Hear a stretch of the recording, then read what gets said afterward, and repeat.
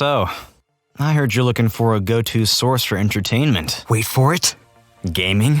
Wait for it. Anime? Plus Ultra! Mr. Eric Almighty and Phil the Filipino? Yeah, they've got you covered. And all you gotta do is... wait for it.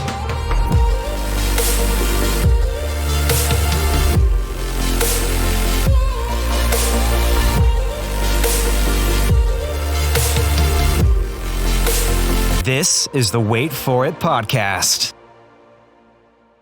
Hey everyone, welcome back to the Wait For It podcast. I am your co-host, Phil Smith, aka Phil the Filipino. And joining me as always is your other co-host, Mr. Eric Almighty.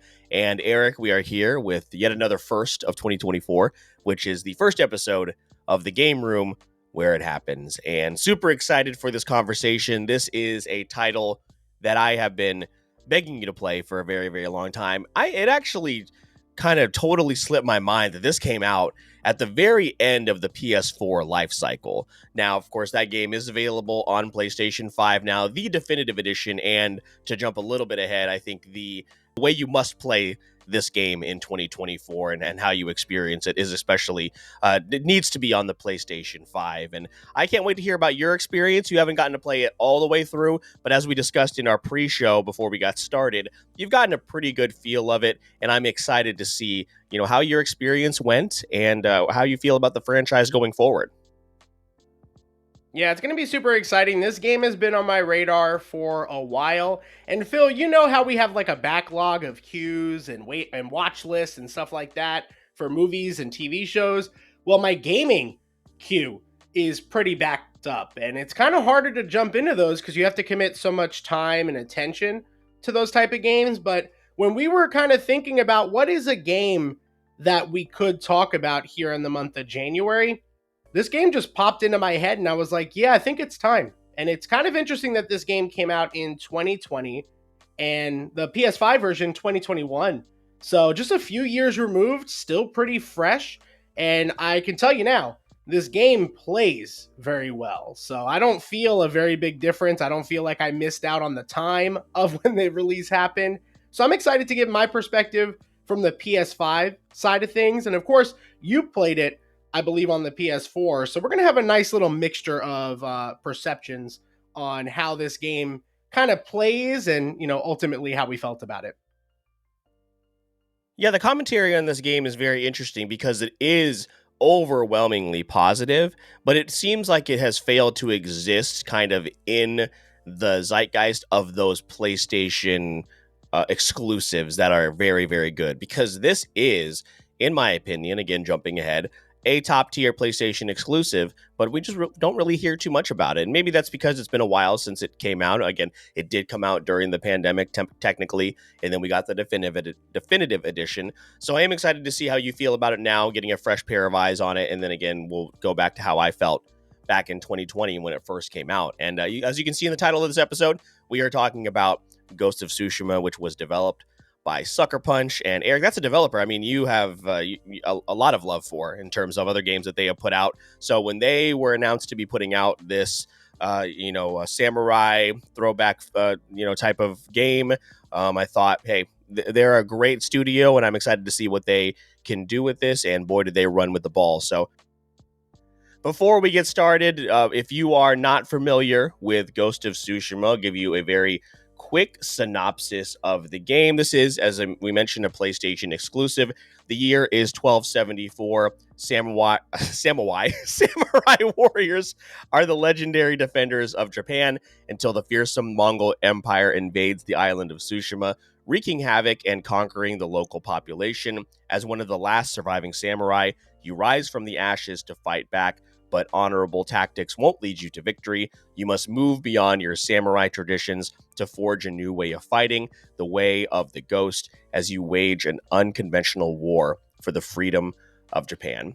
And that's Eric. This game also popped up a lot on when we used to do What Did I Miss, like monthly, because the community for this game has also been really great when you talk about the actual island of Tsushima. And it's been kind of as time has passed, it has been really neat to see kind of people in this community revisiting the game, seeing people put out YouTube quote unquote documentaries about their initial experience and then how they re-experienced it again on the PlayStation 5. So I want to ask you probably the question I've been waiting to ask you the most. And one of the things that have stuck out with me still to this day with this game, and even though, we're going to get into a whole lot of really memorable moments right out of the gate, what'd you think of the opening scene and then the opening title scene where he's on the horse, riding through the field, and it's just this absolutely beautiful set piece. Everything opens up. You hear the music crescendo. You see the sun, the sunrise on the horizon, and everything like that. That is one of those moments that has stuck with me in terms of just gaming in general for a very, very long time. Yeah, I don't know, again, to your point earlier, how people aren't talking about this game as one of the top pinnacle, like a PlayStation exclusive games, because I immediately was sucked into this world, and this game starts off pretty strong. I mean, you're in it, and you're going through it, and once you get to the title screen and all of that's happening, like, I was ready to explore the world at that point. I think the world they've built for this game is quite outstanding, to be completely honest, because the game is so beautiful to look at from a technical standpoint, and the combat is fast, it's quick, it's fun, it's got some skill level to it and some patience needed.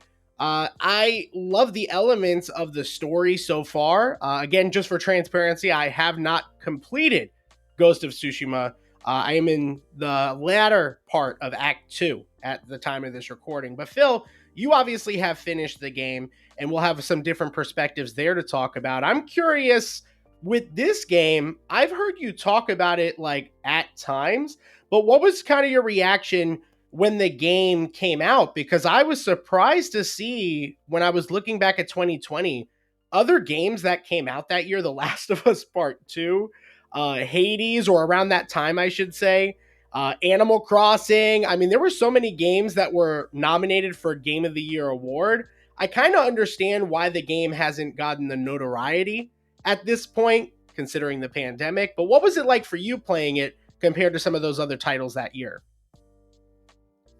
Man, it was a weird year, right? I mean, you talk about The Last of Us Part 2 and the kind of just mess that had left us in terms of emotions, and of course all of the controversy, and then Animal Crossing, that's another great example too, that came out and was like the perfect pandemic game. And I think what it is with Ghost of Tsushima, as far as why it's kind of just fallen by the wayside, and maybe this is like a lazy answer, but it didn't really have a lot of controversy. I think the game released without a hitch. It was reviewed very, very well, and it was just a solid game from start to finish. Remember when like Animal Crossing came out, you couldn't find a Nintendo Switch. Like, I had to search high and low to get a Switch Lite. That's how I ended up playing the game. Obviously, we're not going to get into all the mess with The Last of Us Part 2, but I think really that might be it, is that it just kind of came and went. It was very, very good.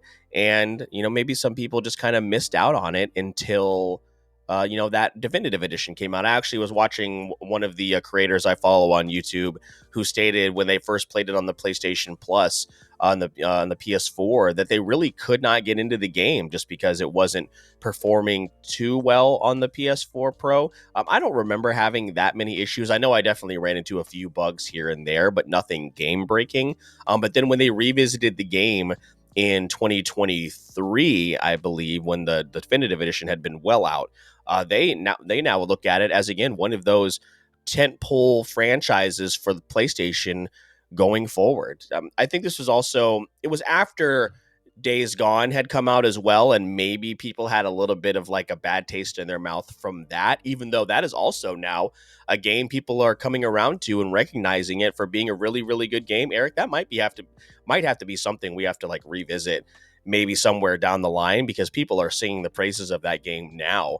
And maybe their their creator, maybe we owe that person an apology, because people are now coming around to that game. It's getting a little bit of a renaissance. So I think all of those things kind of played into it. But I mean, when you release in the same year as a powerhouse such as The Last of Us Part 2, it's going to you're going to struggle with headlines when, again, the game just kind of came and went, and it was what it was.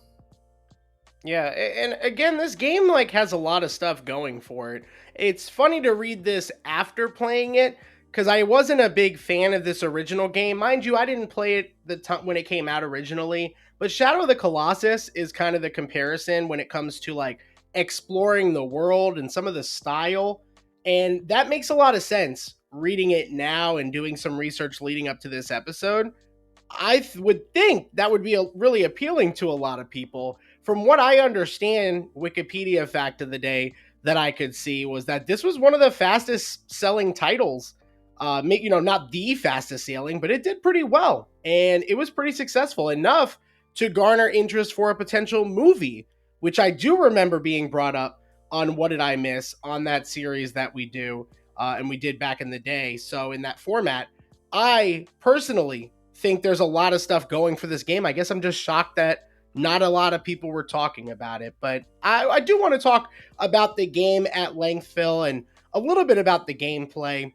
I was shocked that you played this game once I got into the combat, because this is not your style of game at all. So walk me through your experience, I'm assuming positive, with this game and how you felt about the combat, which is very much about patience, parrying, and the likes. What do you mean? Have I ever given a hint that maybe parrying isn't my specialty? I don't recall. Yeah, parrying, ever. Platforming, just basic game functions. Yeah, I don't know what it was about this that made me pick it up. And not to say that the game is easy, because it is not. There are definitely moments where I got absolutely annihilated, especially in some of those boss fights, those one-on-one duels.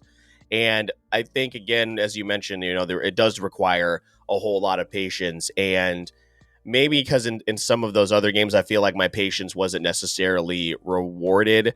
Maybe that's why some of those other situations are a little bit more frustrating. But also, the combat is just so satisfying. Like, towards the end of the game, and Eric, you're getting a little bit closer to there. I mean, once you start leveling up and getting better gear and unlocking new items and stuff like that, and becoming the ghost. I mean, the gameplay is just so much fun. It really harkened back to the days of like the older Assassin's Creed games, and that's where this game gets a lot of comparison. And I'm just going to say this right now. Other than maybe the OGs, the Assassin's Creed 2s and some of those original games that came out earlier on, this blows Assassin's Creed modern day out of the water. I mean, I think Ghost of Tsushima is everything that Assassin's Creed would like to be. Now, granted, I haven't played an Assassin's Creed game in a while, but I can tell you that I've dabbled in enough of them to know that I never felt that the combat and the mobility or anything like that was as fluid as it has been in Ghost of Tsushima, even back then, and especially here now in 2024. So I think just the fact that the combat was so satisfying, and the ease in which you can switch between different fighting styles is so cool, like adjusting on the fly. Eric, this is like not an exact one-on-one comparison, but you talked about how, Hogwarts Legacy was your game of the year. And I talked about how, like, once you finally got into the groove of combat with Hogwarts Legacy, it became a lot of fun, and adjusting the type of spell that you need to use, or of course in Ghost of Tsushima, the stance you needed to use, which weapon you needed to use. All of that is just so rewarding and so much fun that I probably just didn't recognize it too much, even though I know at times I did struggle. Yeah, and I do have to pause really quick because before I'm attacked about that game of the year vote, I just want to make it known the only game that I played that was like universally nominated for game of the year was Spider-Man 2. Wanted to play Alan Wake 2, still want to play Baldur's Gate. I will play Baldur's Gate at some point. But just want to make that clear that, I didn't have a lot to go off of. I still like Harry Potter more than probably most people. I enjoyed my time with that game, minus a very crap story. But luckily, I didn't have to worry about a crap story with this game, Phil. You mentioned the combat, very, very strong.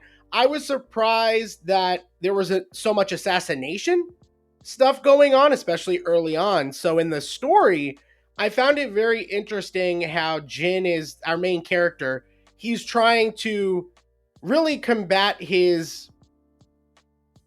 things he needs to do in order to achieve victory right now, and what he's been taught as a samurai. As someone who's finished the game, how does that story kind of progress and finish out in your mind? Do you feel like this story from, beginning to end was pretty cohesive? How'd you feel on that end of things? Yeah, the story is excellent, and again, it shows that in garnering interest in having a live action show, which I don't necessarily think you know me, I'm a little bit of a snob. I don't believe that if you're going to play the game that you should get to necessarily experience the story, but that's another conversation for another time. But the progression from, again, his reluctancy to use these dishonorable tactics and then embracing them, and then fully accepting that he is the ghost of Tsushima. It's excellent. The complex nature of the relationship with his uncle, and then of course all of his allies, and all of that it was satisfying from beginning to end. There is maybe a little bit of a lull before the finale that I thought was a little odd, where you meet a new clan, a new group of people that help you out. But for the most part, I mean, it's got some good twists and turns. It's got some betrayal. It's got some heartbreak. And, just like, you haven't played Red Dead Redemption 2, but, and there's also, some bits in there with a horse that you grow really, really close with. And then that is just devastating a little bit later on in the game.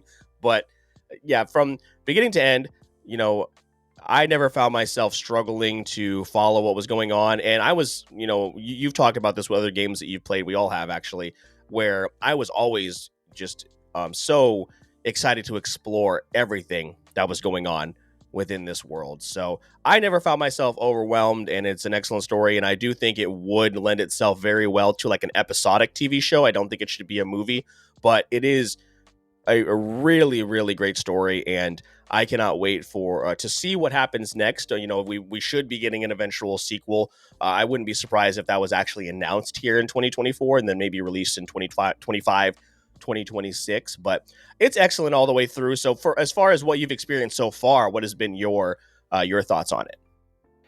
Yeah, so obviously combat very strong, like we mentioned. I'm a big OG Assassin's Creed player. Loved those games, and I felt a little bit of that here. However, I also did feel some of that Ubisoft-esque like missions that are there. Like they get really repetitive after a time. Some of the same things over and over. Like, the standoff feature is kind of cool, but it's just kind of like, sometimes I don't even want to go through all that because I just want to get to the end of killing these Mongols that I just happen to stumble upon. I really liked the most out of this game, Phil, so far, exploring the world. And, this game kind of got memed a little bit. I kind of harken back to Girlfriend Reviews, who did a video on this, and she was hilarious. This game, I mean, you're literally squirrel, bird, fox. You know what I mean? Like, you're looking for any animal possible, and you just kind of get sidetracked. And to be completely honest, Phil, this should be no surprise to you. The reason I'm not further along in the game is because that's me. That's me to a T. You know that I like to do a lot of those side missions or things that are going on. And there are just things that I ended up getting sidetracked with. And I like that in my video games because the world feels so alive and so vibrant and so fresh. I wanted to explore it, and I wanted to take my time doing so. What I ended up finding out was, as I tried to speed run through the story for the sake of getting to this episode, I was enjoying it a little bit less, just going through the motions. Not a detriment necessarily to this game, but the way I chose to try to play it in the last couple days. I had a lot more fun when I was just traveling around with my horse, stumbling upon a cliff, and getting to a shrine so I could get a headband that I'm never going to wear. Did you ever find the Sly Cooper headband? No, I did not know there was a Sly Cooper headband. Now I'm going to be exploring even more. That's exactly my point. Yeah, it's a Sly Cooper headband and a Sly Cooper, I think, a samurai sword cover. It's pretty cool. Just give us a Sly Cooper game, Sucker Punch. Nah. Just give us the game. Don't do that. No, I don't think so. Dude. When that day happens, Phil, I'm going to be insufferable. I'm just going to let you know. Hey, it's okay. I'm totally okay with that. I do want to ask you one thing. As we talked about in the beginning of the game, it really has you focus on, hey, look what a visual, masterpiece this is. What did you think of the guiding wind as a navigation method, as opposed to, most games have a giant pillar in the sky and say, hey, go here, turn left, turn right. What did you think about that? As somebody who is, terrible with directions, I was wondering how you were going to react to that. It's funny I haven't brought up the guiding wind so far because that might be my favorite feature. Because my ass is just, I don't know how it is on the PS4, but I just keep swiping up on the DualSense like, hey, where am I going? And it's just gushes of wind telling me where to go, like 24/7, because I have a short attention span. But it was nice. It was the way I'm gonna say it, Phil, is like traveling in this world is so subtle and easy.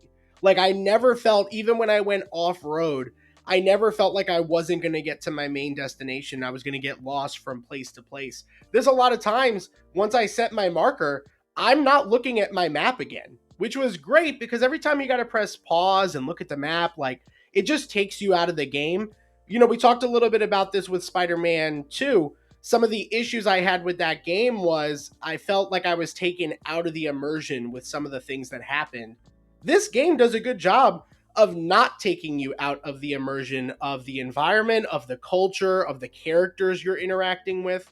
And I really appreciated that when it came to this game so far. Yeah, it really wants to take away that UI. It really doesn't want you to see any of those things as far as your health bar and, your stance and everything like that, because that's all taken away unless you actually need it, obviously like in the heat of battle and things like that, changing between different outfits and different items and all that. So I really, really loved that decision. And I can't wait to see what they do with it going forward in terms of whenever that next game comes out. Yeah, it's like you said, as far as there's so many different things. You'll see the bird flying around. You'll find the fox. That you do get to pet the foxes, by the way, if you haven't gotten to play the game. You Very, very important. pet the Very foxes. important part. You always have to pet the fox. That is very, very important. It's got a great cast of side characters and characters that are very important and integral to the story. And voice acting is fantastic. I actually had been replaying through this game while Eric was playing it. I tried to play it in the Kurosawa mode with the black and white with Japanese subtitles. And I don't know if it was just my PlayStation or if there was just an issue with the game or something, but the audio was just off. So if someone else has done that with the definitive edition and run into issues, let me know. I haven't really looked into it too much. So I just started replaying through the game without through the normal dub. But it's excellent. And I really hope that more people experience it, because again, it did just kind of come and go, and we're just, I guess, waiting on the announcement for another one or whatever it is. And we are definitely in a, not that it really ever went away, but the samurai story is probably as popular as ever. I mean, we just talked about Blue Eye Samurai. Rise of Ronin is coming out this year. I'm not sure as far as the style. I mean, stylistically it looks very similar, but I know it's more like a rogue like, or not a roguelike game, but more of a Souls type of game. So that's not something I don't think either one of us are going to check out. But Legend of Probably Sekiro, not.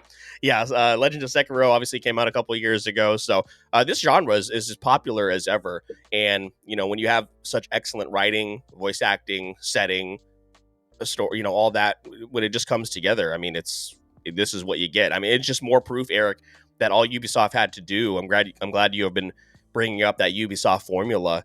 Is people wanted a Assassin's Creed game set in Japan. We never got it, and now Sucker Punch has beaten them to the punch and made a game, I think, that is just as good or better than any of the Assassin's Creed games that are out now. Yeah, it always feels like Assassin's Creed is like a step behind. If I'm correct, by the time they came out with Valhalla, wasn't God of War already a thing as well? Yeah, I'm pretty sure. Yeah, that's like another good point. Yeah, I think Valhalla came out around this time, actually, of Ghost of Tsushima, and God of War, obviously, 2018. So not great for Assassin's Creed as a franchise. I know Jordan will fight us a little bit on that, a friend of the show. But it is what it is. Like I'm definitely excited to play the rest of this game. and then to look forward to an eventual sequel. I would hope. I will ask you this, Phil, as someone who has not finished the game. Does it leave off where a second one would be necessary, or do you feel like this is a good one and done game? That's a good question. I think they definitely left it pretty wide open for a sequel. So if it did end here, I would be a little bit upset. But you also do get a lot of closure on some of the primary stories, so it wouldn't be the worst thing in the world. But no, the way that they again knocked this one out of the park, they got to follow it up. So I don't think people would be very happy if this was it, and we just never saw these characters again. So yeah, I think the sequel is inevitable, and they're probably working on it right now. We just haven't gotten any confirmation of it. Even it's kind of like one of those, yeah, we know it exists, but they just haven't said anything yet kind of things. Yeah, well, when this game comes back around, I hope it gets the recognition, as you mentioned, Phil, that it deserves. Ultimately, though, I had a great time with this game. If you have not played Ghost of Tsushima, really, we haven't gotten to anything too spoilery on this episode, so I would just recommend you give it a shot. I definitely think it's well worth your time. I will say there are 3 acts, which I did not know going into the game. So I would just prepare, to spend a little bit of time in this game. But I definitely think it's time well spent. And I'm really glad that we finally pushed, to have me play this game so we could talk about it together. Phil, we've got a lot of different things that we've got planned for this series throughout the year. We're going to take a couple of different approaches as well in 2024. For example, there are a lot of games that me and Phil have played together, but there are some games that neither of us have experienced, but it gives us a nice discussion to have, potentially with some guests throughout the year. So there will be some big hitters. You guys know I've been waiting to do like a BioShock or Skyrim episode, but Phil, very limited exposure to those type of games. Well, those type of episodes are going to be a little bit more easy to put together, and just a little bit of a preview of what you can expect on the game room where it happens. But Phil, if they want to check up on any of our previous episodes or future episodes of this series, let everyone know where they can do that as we close out the episode. Yeah, everything you need is going to be in the Linktree link of this and every single episode. You'll find our entire library of archived episodes, including every single episode of the game room where it happens. It would also allow you to check out our social media. The most important ones to keep up with are Instagram, TikTok, and our Discord page. All of those are ways to speak to us directly. We are a couple of weeks now away from Brick City Anime Festival in Ocala, Florida, so we hope to see some of y'all there either for the first time or catch up with you. We always love seeing you guys out at the conventions. One of the best ways, a couple ways actually, you can support the show. One, you can leave us 5-star reviews wherever you possibly can. Likes on YouTube, that obviously helps as well. You can also share our content. Tag us. Let us know that you're listening. Let other people know that you are listening. We love hearing from you, and that goes a long, long way. But if you're ever feeling like you want to maybe be a little bit more generous with your time and your funds, and you want to join a very special community, Eric will let you know how you can do that. Yeah, so the first way you can do it is by going directly to our Buzzsprout website and becoming a supporter of the show. Or you can also support the show monthly via Patreon, where patrons like Stefan and Briar are keeping the show going, and they get access to exclusive perks like behind the scenes and early access to episodes like this one, with a bunch of additional perks depending on the tier that you select. We're looking to really grow this platform in 2024 as we grow our Patreon count. So please make sure to check that out. But the free ways you can do it, everything Phil just mentioned, those likes, those shares, those comments, those reviews, always a great way to help us out. With that being said, my name is Mr. Eric Almighty. That is my co-host, Phil the Filipino. And please don't forget, we release new episodes of the podcast every Wednesday with bonus content on platforms like TikTok. And all you got to do is wait for it. So, I heard you're looking for a go-to source for entertainment. Wait for it. Gaming? Wait for it. Anime? Plus Ultra! Mr. Eric Almighty and Phil the Filipino? Yeah, they've got you covered. And all you gotta do is wait for it.